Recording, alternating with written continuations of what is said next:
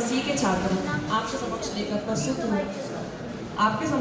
प्रस्तुत हुए हैं त्याग, शौर्य, कर्तव्य निष्ठा और बलिदान की एक ऐसी प्रेरणादायक राह राजपूतानी शौर्य की, राजस्थान के इतिहास की महान बलिदान की और ऐसी वीरांगना की जिसने अपनी मातृभूमि के लिए अपने प्राण त्यागना भी उचित समझे, जिसने अपने पति को युद्ध के प्रति प्रेरित करने के लिए अपना सर काटकर भेंट कर दिया। जी हाँ, हम बात कर रहे हैं हाड़ी रानी की। हाड़ी रानी, उनका जन्म हाड़ा चौहान राजपूत के घर में हुआ था। हाड़ा रानी का वास्तविक नाम सहर कंवर था। हाड़ा रानी का ब्याह रतन सिंह चुड़ावत से हुआ था, जो मेवाड़ के सलूम्बर के सरदार थे।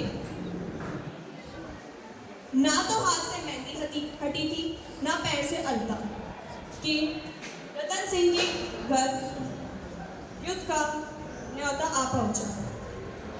अभी तो हमारे ब्याह को हफ्ता भर भी नहीं हुआ और राणा साहब ने हमें ऐसे मौके पर याद किया।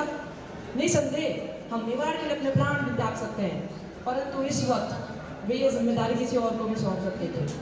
वैसे भी मेवाड़ में शूरवीरों की कोई कमी नहीं है।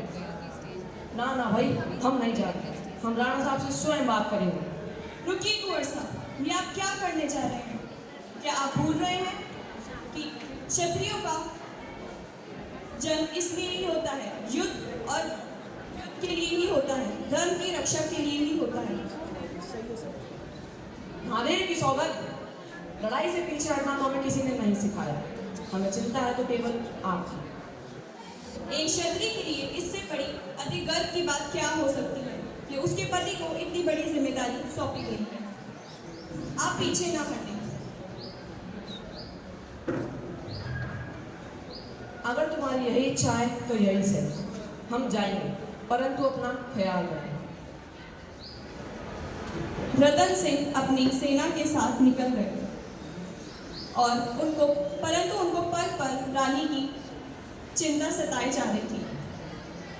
उनने अपने एक सैनिक को बेचकर यह कहा कि रानी को बताए कि वह सैकुशल पहुंच चुके हैं।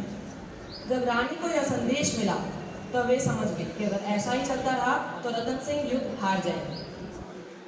रानी ने इस पर बहुत कठोर फैसला लिया और एक थाल में वस्त्र सजाकर तलवार से स्वयं अपना सर काट दिया। जब राजा ने रानी का कटा हुआ सर देखा तो पहले तो वह अत्यंत शोक में डूब गए और रोने लगे, परंतु उन्होंने रानी का बलिदान जाया नहीं जाने दिया और युद्ध जीत लिया। धन्यवाद।